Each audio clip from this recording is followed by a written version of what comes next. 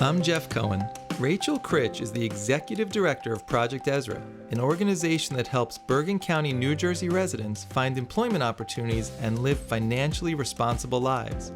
Her journey took her from California to New Mexico to the East Coast.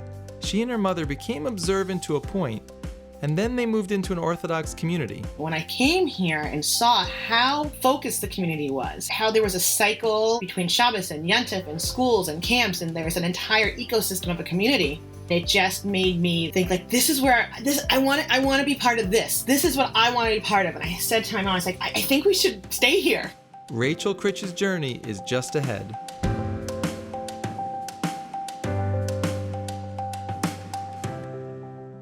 Rachel, welcome to Saturday to Shabbos. Thanks so much for having me, Jeff. I appreciate you taking the time. So you're in New Jersey today, but you were born in Berkeley, California. Is that right? That is correct. So tell me a little bit about the Jewish community in the area when you were a kid.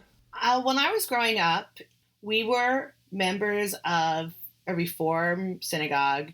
We were relatively affiliated in the sense that we had Friday night Shabbat dinners, and we, celebrated the major holidays. We would have special challah on Rosh Hashanah that had sprinkles on it. I remember this vividly, and I would ask for it during the year, and went, no, you can't have it during the year. I guess that was a real strong halacha in our house when I was little. But I think the community was Jewishly, culturally centered, but not... Like, we had no exposure to religion, to religious Judaism, I should say, or observant Judaism. Did you have any perspective on observant Judaism as a little kid? Had you ever met a single person who was observant or seen any of their customs? Like, I just don't even have that memory. I may have. Like, I really am coming from, I'm zero in this, because had I met anyone and seen the customs, I would have probably just filed them away as similar to whatever we did, only because... I guess I did have exposure. We had Kiddush every Friday night. We never washed for challah. Now that I'm thinking, you're making me really think back on those Friday night dinners. But I don't think I ever saw something like that till I was in New Mexico. It's amazing what you remember as a little kid, like just certain things that stand out, like you were mentioning the sprinkles, and I have these visuals of dipping apples in the honey. And I know you have a story about a giant menorah in San Francisco and the impression that left on you. Yeah, so when I was about 3 or 4 years old during the holiday season, I said to my mom, I just see Christmas trees everywhere. I don't see menorahs anywhere. And I guess this is in the early 80s, when now, if you go around in areas that there are a lot of Jews, even in Berkeley or San Francisco, you're going to see, the token menorah somewhere. But we weren't seeing any of that. And my mother had like this freak out. She's like, no, we have to take her to see a menorah. And at the time, it's when Chabad was starting. I guess it was the early years of them putting up giant menorahs places. So we went to Union Square in San Francisco, and she said, no, we're going to the Union Square, and I'm showing her this giant menorah.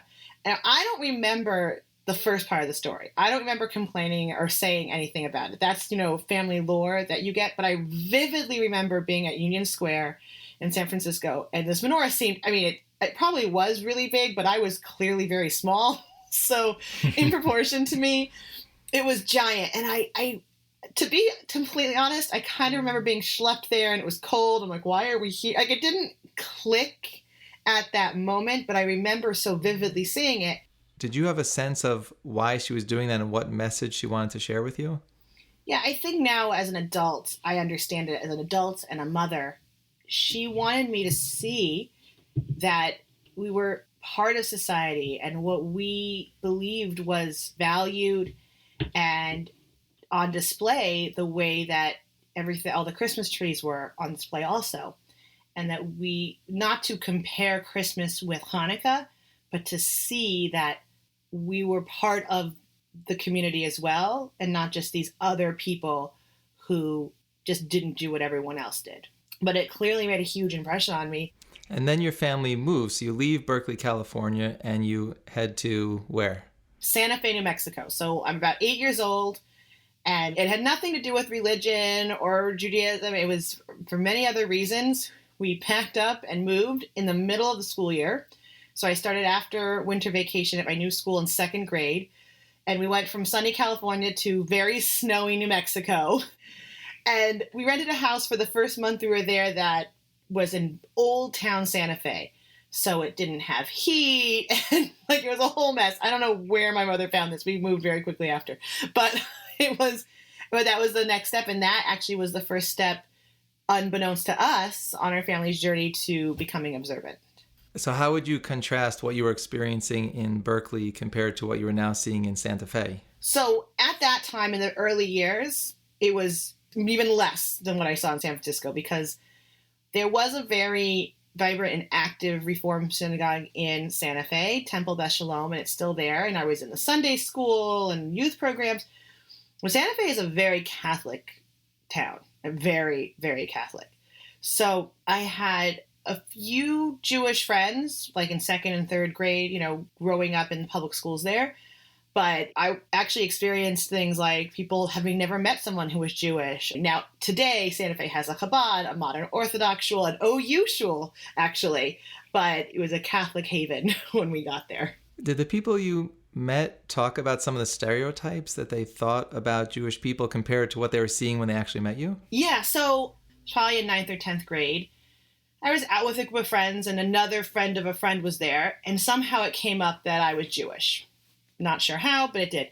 And in this conversation, he looks at me, he's like, so wait, you don't celebrate Easter? Like Easter. I was like, no. And he's like, but you celebrate Christmas, right? And I was like, no, I don't. And he literally couldn't handle it. Then he was saying, that's when I first heard the horns on the head theory. They're like, do you have, I thought Jewish people had horns. I was like, horn? What? What? And I'd never even heard of that. I said, do we have horns? Like, he was like, he had never even thought about what it would, he had no concept. And there were a lot of people who would make anti-Semitic jokes because they just didn't know not to. Like, it was just part of the culture in a lot of areas. So it was an interesting contrast. I think in some cases, when you live in areas where you're less welcome, you cling closer to your Judaism than when it's easier to be assimilated, if that makes sense. So maybe now that I'm talking through it, this is like a therapy session, Jeff, that maybe that also has something to do with our family kind of moving towards being more observant. Now, you mentioned the local Chabad. So was your family getting involved with that at this point? At Temple Beth Shalom, there was the new building, and then there was like the old building. And the old building was actually an Orthodox minyan with the however many Orthodox families who lived in town. And at the time, there was no Chabad, official Chabad family who lived there. There were Chabad type people, like people who were, they were not official shluchim, but like they were Chabad. And it was kind of an ad hoc group.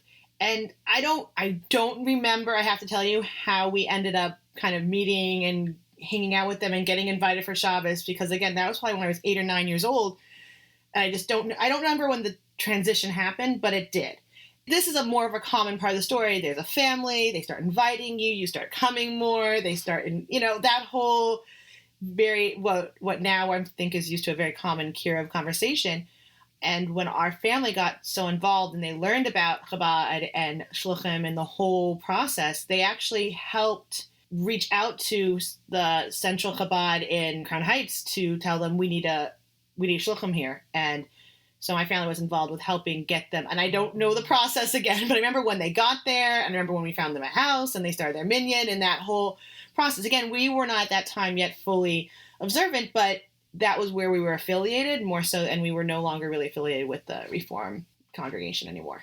Did you get to have a typical bat mitzvah while you were in Santa Fe? So luckily, this is interesting. I have dyslexia and visual perception disorder, and that makes it very hard for me to learn written language at all. So English was the first step, and my mother for years was really worried about me learning how to lane, because I was in Hebrew school and I was not picking this up, and it was really hard, and she was very stressed out.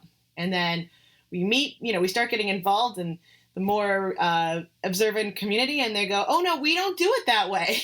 And they would do it at 12, and it's just like, we don't do laning.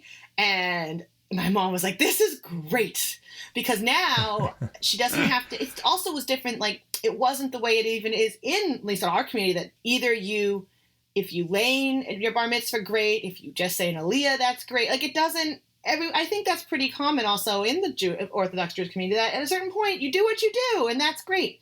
In our community at Temple Beth Shalom, there was no deviation from the path of what you do at a bar and bat mitzvah, and everyone did the same thing. And I think it caused my mom a lot of stress. I didn't know that it was causing her stress. I wasn't aware, which I guess shows that she was a great mom to protect me from that. So it was like kind of a excuse, like, oh, we're more observant now, so we do it differently. But on the other hand, it also, which was true, but on the other hand, it was to kind of save me from that embarrassment that I wasn't necessarily going to be able to have the skills at the time to do what all the other kids were doing. So we had this big bat mitzvah. It was in our backyard in Santa Fe in December. December in Santa Fe is very cold and snowy. You would think, everyone thinks Santa Fe is always hot and sunny. That is not the case. It is a great winter wonderland. So we had tents and a heater, and my mother wanted to make it fully kosher. And as you can imagine, there were no kosher caterers in Santa Fe. So she had a caterer come from Denver, kosher our kitchen, and cook all the food in our kitchen.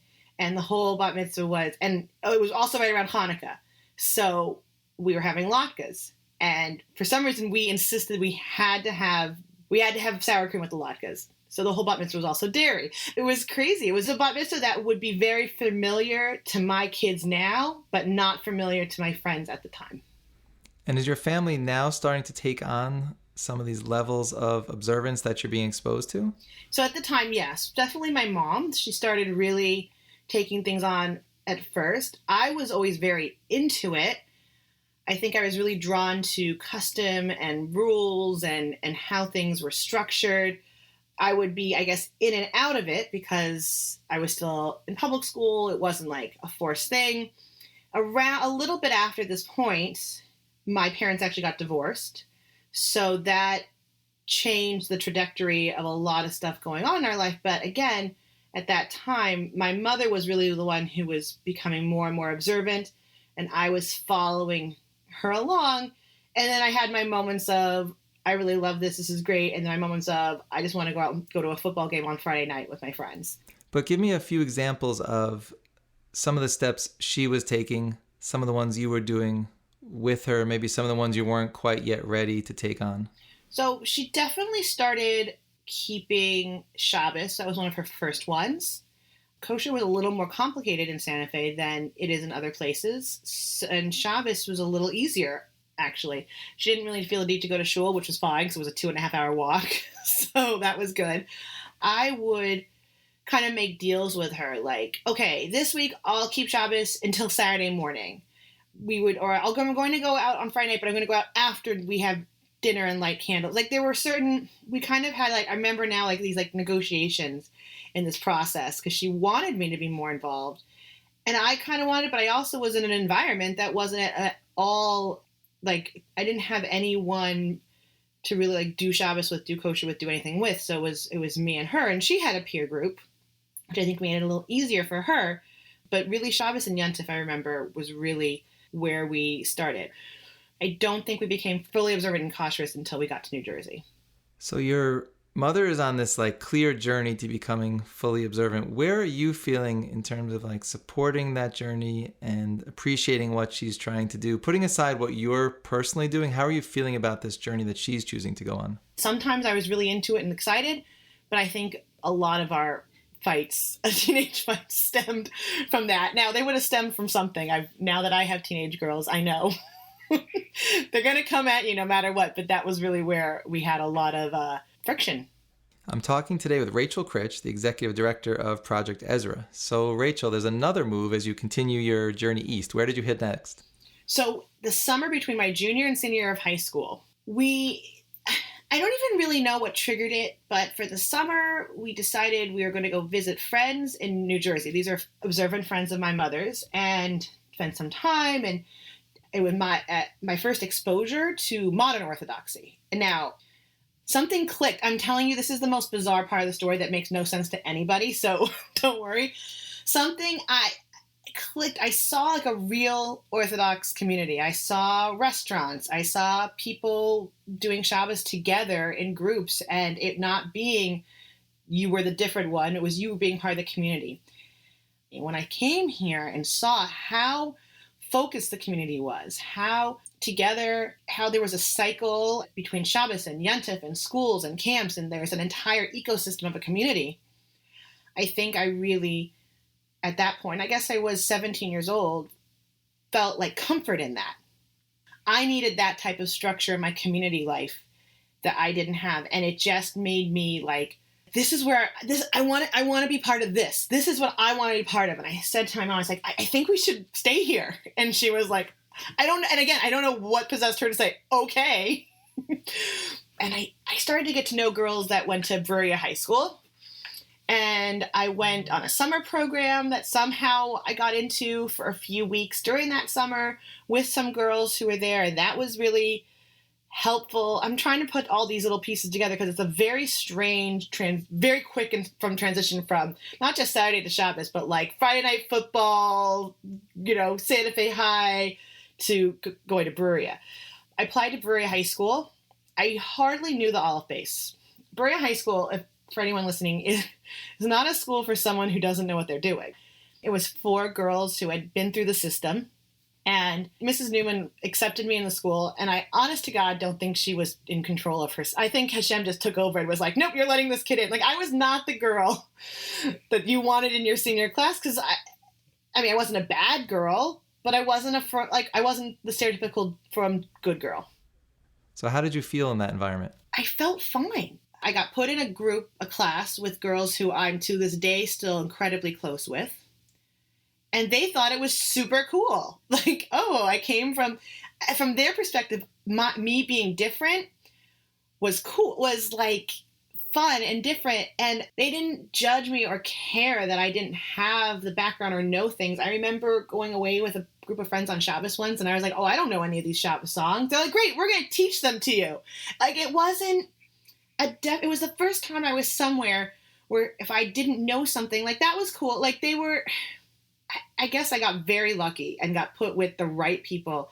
And it was a year that I gained confidence. Academically, it was a little tough with the Hebrew, but I flew academically. In the Hebrew stuff, they all kind of were like, yeah, that's cute. You we'll give you the test in English. And I did as well as I could. But when it came to my secular studies, it was just an unbelievable change. I had confidence because my academics were doing better. I had confidence because I was with a group of incredibly kind people who didn't think me being different was a problem.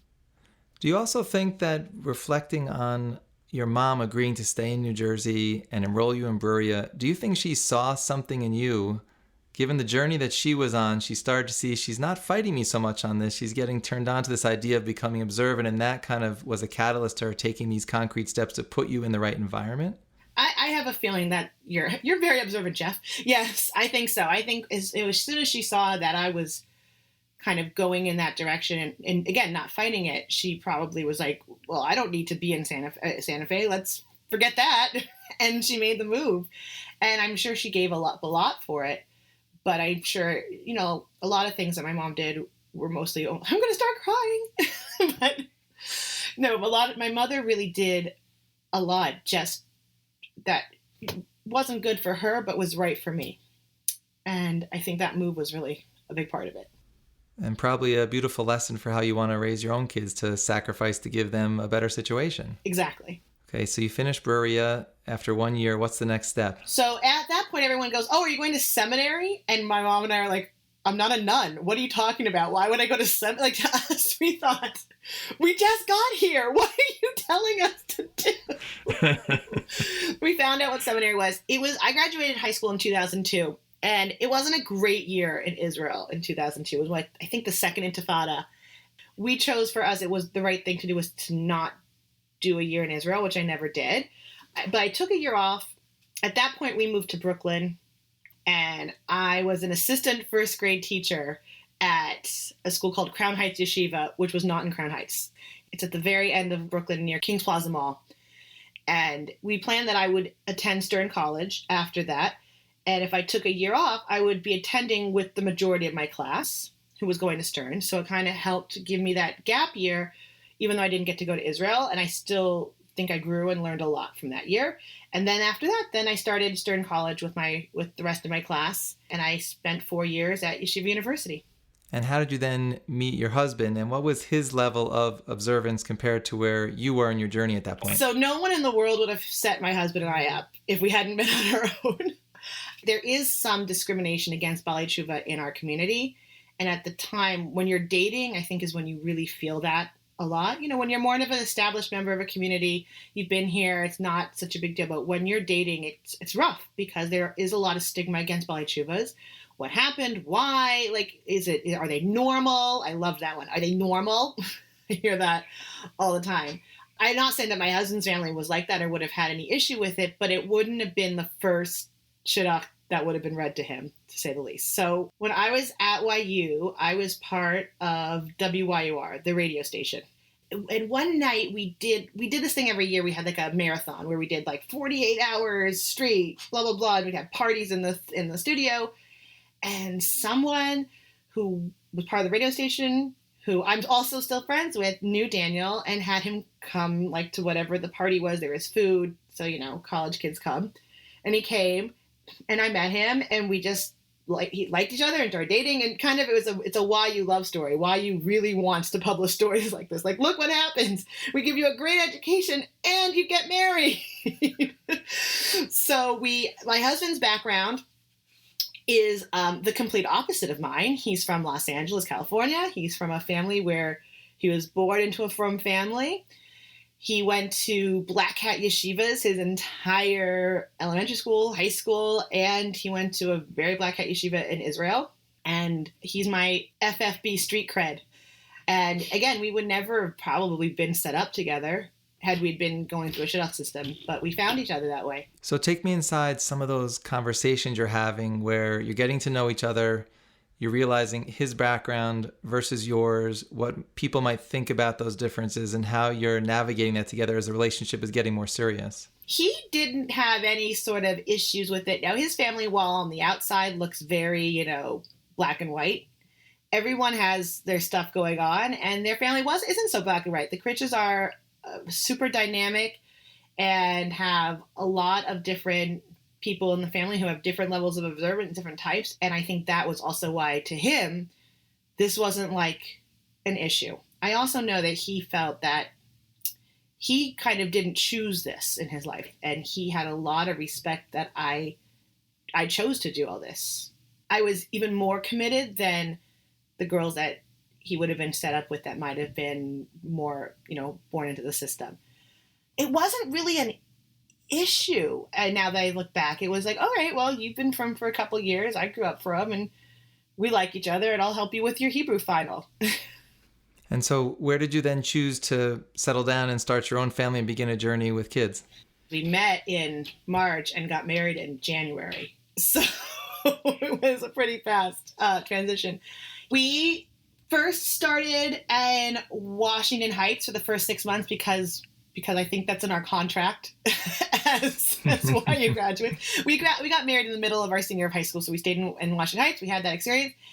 But we're both suburban kids, and we decided that we needed to move into the suburbs.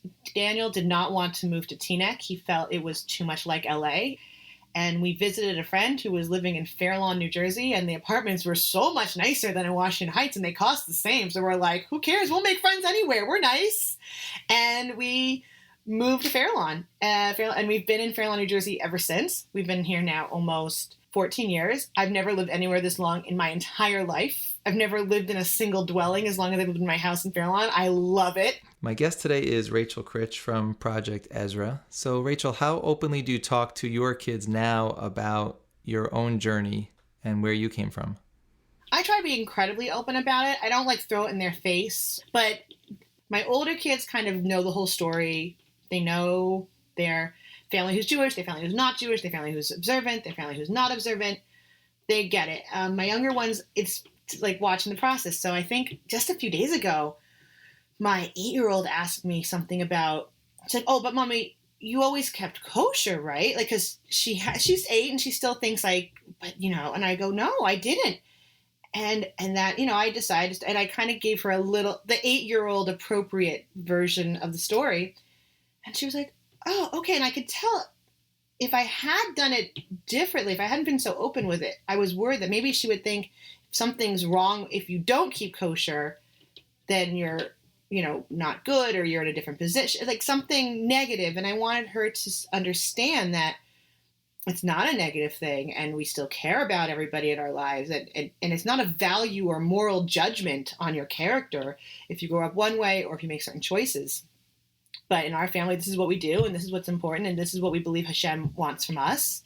And therefore we do this. And it was a choice that I made to start doing this. And I saw it click in her head, like, oh, okay, this makes sense now. And then I think they started asking what certain things tasted like. Oh, McDonald's. They all want to know what McDonald's was like. And I was trying to remember, and I'm like, I don't know, but I think we liked it a lot. You do know you can take them to the kosher McDonald's in Israel. I know. I think I'll have to do that, and so they'll see. Now take me back to the younger version of yourself in Berkeley and Santa Fe, and that early exposure to Jewish observance versus what you know now. How would you contrast your perspective then versus what you think about living an observant life today? I think there's two different times. I think when I was younger in Berkeley, I was a little kid, and a lot of what we did then is very similar to what we do now. The Friday night dinners, the Passover Seders, the Hanukkah parties, the things that our kids also are remembering.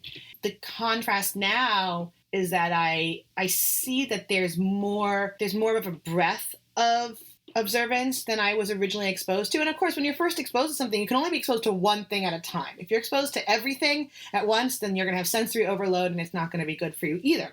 And then as I started seeing that there were different opportunities and flexibility within it, but you still got that core community structure, people who take care of each other, who care about each other, who understand each other. That feeling of I'm part of something versus being separate from something was really what hooked me. And then finding that within that feeling of being part of something, I could kind of differentiate where I wanted to be on the spectrum, that there were options. I think that's what really connected me and got me moving forward.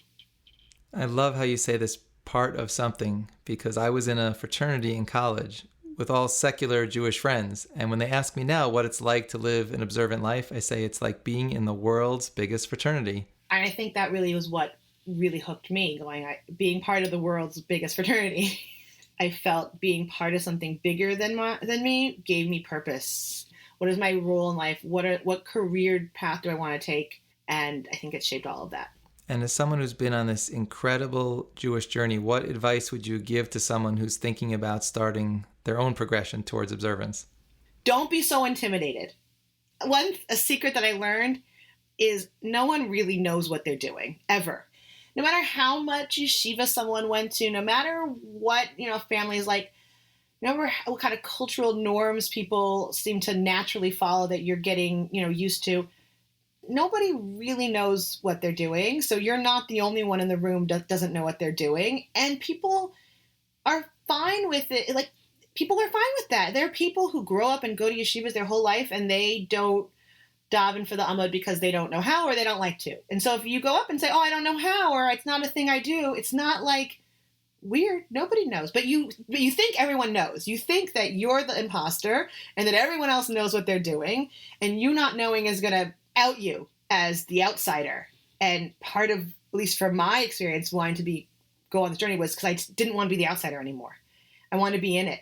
And then I realized, no, even everybody inside has no idea what they're doing. Don't be intimidated. That's my number one. Don't be intimidated by everybody, because no one has that together, and they all can appreciate when they find someone else who also doesn't have it together. I have to tell you, there are so many times where I ask a question to the rabbi or in shul, because I feel like since I wasn't raised with this, I have a right to ask these questions. And then someone who's been observant from birth will come up to me and say, I'm so glad you asked that question, because I've been doing this for 20 years and I really had no idea why I was doing it, but I was afraid to ask because the expectation is that I should know why I do these things. Right. We don't always teach these things in school. We don't always teach these things in our family because maybe we don't always know. Our education system's changed a lot in the last 20 years, hopefully to more understanding. And I think that's another thing that we have to think about with doing internal kiruv, which is if you know why you're doing something, you're much more likely to care about it and continue it. Or maybe if the reason to you seems totally like, no, that's ridiculous, then maybe it's okay that you're not doing something arbitrary that you don't feel is right for you, but you're still keeping Shabbos and you're still keeping Kosher. You're still part of the Kehillah, but there's certain things, parts of it that you understand better and make that choice. And by making choices, you own those decisions and you're more strong in your Yiddishkeit because of that. This whole journey that you have been on, what is next? What do you hope to see happen for you, your husband, your family in the next 2 to 3 years? I said this to my daughter the other day. We have to continue to always be growing, always grow in our Judaism, always grow in our professional lives, always keep growing and keep striving for the next best thing. She said something to me like, I think it's better to go to a school that's like a little firmer than you are, like a little bit firmer. Like go. I'm like, yeah, because you always want to be stretched. You always want to push yourself to the next level. And I just hope that in our family we continue to do that we can, we're very comfortable right now in our observance. And when you get mindful and you think of that, you go, is that good? Like it's okay to be comfortable for a little while, but comfort doesn't help you grow.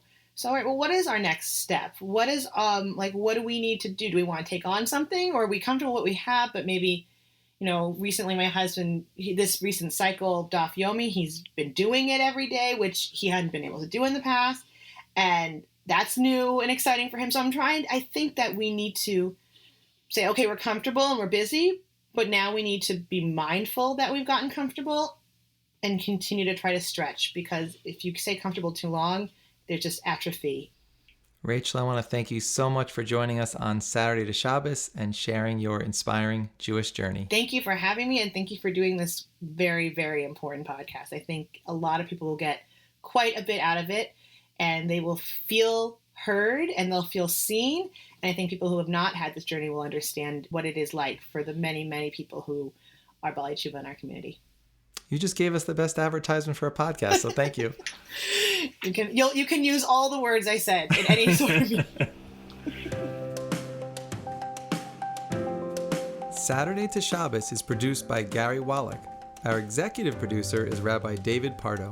Our theme music is by Paul Uden. To learn more about us, please visit tachlismedia.com.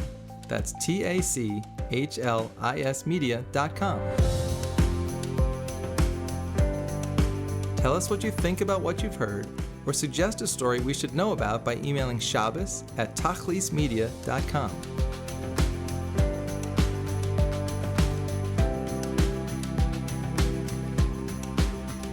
I'm Jeff Cohen. Thanks for listening. Please check with us often for more stories of inspiring Jewish journeys.